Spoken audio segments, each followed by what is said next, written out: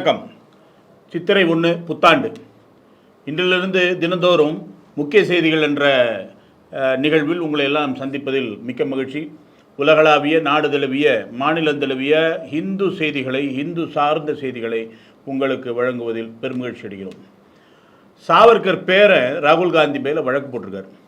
ஏற்கனவே ராகுல் காந்தி பேரில் பல வழக்கு போட்டிருக்காங்க. மோடிங்கிற பேர் வச்சுருப்பவங்க எல்லாமே ஒரு மாதிரியான ஆளுன்னு சொல்லிட்டு ஏற்கனவே 2 ஆண்டு சிறை தண்டனை இந்த மாதிரிலாம் விதிக்கப்பட்டிருக்கு.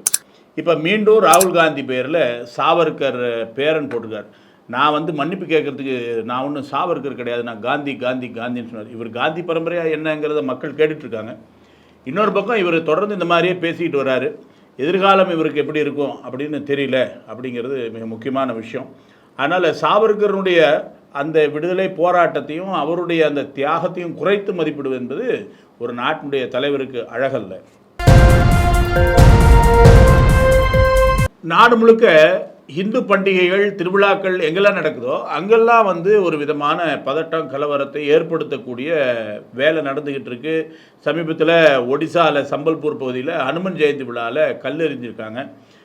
விசாரித்ததில் ஒரு பெரிய அளவில் ஆயிரக்கணக்கான பேர் அனுமன் ஜெயந்தி பேரணி போக அது மேலே கல்லடித்து வீசியிருக்கிறார்கள் அப்படின்னு சொல்கிறாங்க. வழக்கானது போயிட்டுருக்கு. ஆனால் தொடர்ந்து பாருங்கள், ராமநவமிக்கு நடந்திருக்கு, இப்போ அனுமன் ஜெயந்தி நடந்திருக்கு. இந்த மாதிரியான ஒரு பதட்டமான சூழ்நிலையை ஏற்படுத்தக்கூடிய வகையில் இஸ்லாமிய அடிப்படைவாதிகள் செயல்பட்டு கொண்டிருக்கிறார்கள் அப்படிங்கிறது மிக முக்கியமான விஷயம். ஆம்பூரை நமக்கெல்லாம் ஞாபகப்படுத்துது இந்த சம்பவம். கர்நாடக அரசு உச்சநீதிமன்றக்கிட்ட குட்டு வாங்கியிருக்குன்னு ஒரு செய்தி வந்திருக்கு. என்னதான் அப்படி ஒரு குட்டு போட்டிருக்காங்க உச்சநீதிமன்றத்தில் அப்படின்னு சொல்லிட்டு பார்த்தோம்னா, 4% இடஒதுக்கீடு கர்நாடகத்தில் இஸ்லாமியர்களுக்கு வழங்கப்பட்டது. அந்த இடஒதுக்கீடு ரத்து செய்யப்பட்டு பிற சமுதாயத்தினருக்கு, லிங்காயத்து போன்ற பிற சமுதாயத்தினருக்கு அதை கொடுத்துருக்கிறதாக தகவல் வருது. உச்சநீதிமன்றம் கருத்து சொல்லியிருக்கு, இது அவசரமாக எடுத்த ஒரு செயல் சொல்லிட்டு. வழக்கு உச்சநீதிமன்றத்தில் இருக்குது. உச்சநீதிமன்றத்தை விமர்சனம் செய்வதற்காக இங்கே எதுவும் இல்லை. ஆனால் மத ரீதியான இடஒதுக்கீடு என்பது நியாயமாக இருக்குமா இந்த நாட்டில்? இந்த நாட்டில் இடஒதுக்கீடு என்பது காலங்காலமாக யார் ரொம்ப கீழ்மட்ட நிலையில் இருக்கிறார்களோ, யார் பொருளாதாரத்தில், கல்வியில், மற்ற வேலைவாய்ப்புகளில் பின்தங்கி இருக்கிறார்களோ அவர்களை முன்னேற்றுவதற்காக அப்படிங்கிற அடிப்படையில் தான் வந்ததே தவிர்த்து இங்கே மதம் என்பதே வரல. அப்போ மதத்திற்கு இடஒதுக்கீடுன்னு வந்ததுன்னா அங்கே மதம் மோதல், அங்கே அதனால் பிரிவினை ஏற்படுமா ஏற்படாதா? இதை யோசிக்க வேண்டும். கிறிஸ்தவ நிறுவனங்கள் மீது தாக்குதல் நடக்குது, கிறிஸ்தவர்கள் மீது தாக்குதல் நடக்குதுன்னு சொல்லிட்டு வந்தக்கூடிய செய்தி பொய்யான செய்தின்னு மத்திய அரசாங்கம் ஒரு அறிக்கை கொடுத்துருக்கு. குறிப்பாக வடகிழக்கு மாநிலங்களில் கிறிஸ்தவ நிறுவனங்கள் பேரில் தாக்குதல் நடத்தப்படுது, இந்துக்கள் தாக்குகிறார்கள் அப்படிலாம் சொல்லியிருக்காங்க. இது சுப்ரீம் கோர்ட்டினுடைய சீஃப் ஜஸ்டிஸ் சந்திரசூட் அவர்களுடைய பெஞ்சுக்கு இது விஷயம் வந்திருக்கு.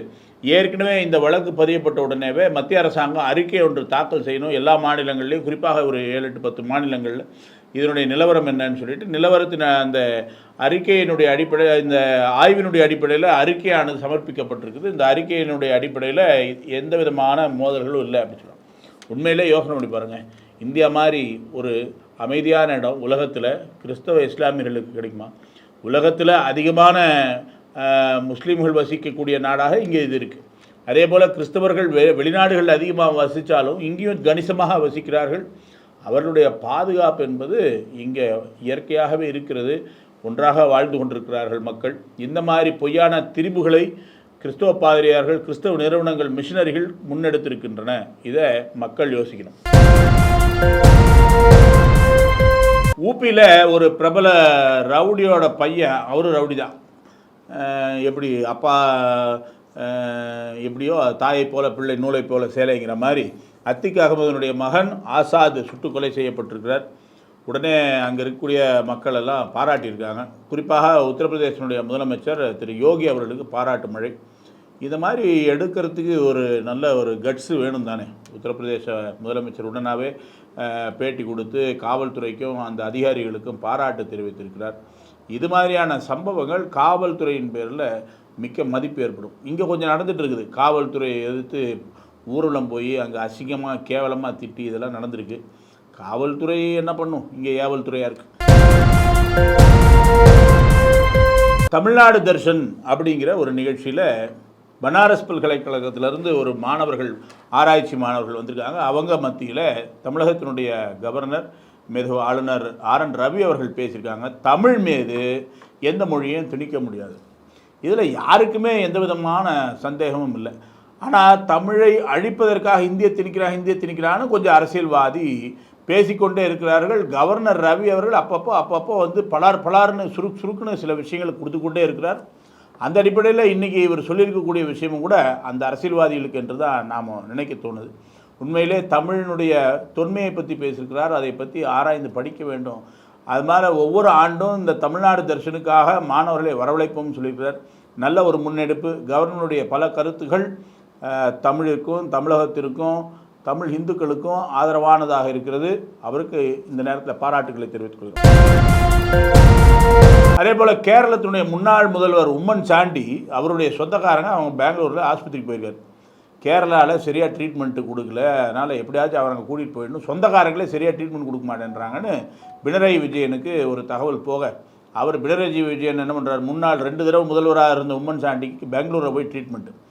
பிரச்சனை என்னென்னா, பிரச்சனை கூட இருக்கிறவங்க தான் மத நம்பிக்கையோட நாங்கள் வந்து அவருக்கு வந்திருக்கிற கேன்சரை ஜபம் பண்ணியே அழிச்சிருவோம் அப்படின்னு சொல்லிட்டு பிரச்சனை பண்ணிகிட்டு இருக்கிறதாகவும், தயவுசெய்து எப்படியாவது காப்பாற்றிடுங்க அப்படின்னு சொல்லிட்டு சாண்டியை சுற்றி இருக்கக்கூட மற்றவர்கள் அவருடைய வெல்விஷர்ஸுக்கு சொல்லி கொண்டு இருக்கிறதாக தகவல்கள் வருகிறது. பாருங்கள், மதத்தினுடைய அடிப்படையில் எத்தனை விதமான மூடத்தனம் இருக்குது. இந்த மூடத்தனத்தை எல்லாம் யாராவது பேசி இதெல்லாம் நடக்கலாமான்னு சொல்லிட்டு ஏதாவது டிபேட் நடத்தினா நல்லது தானே.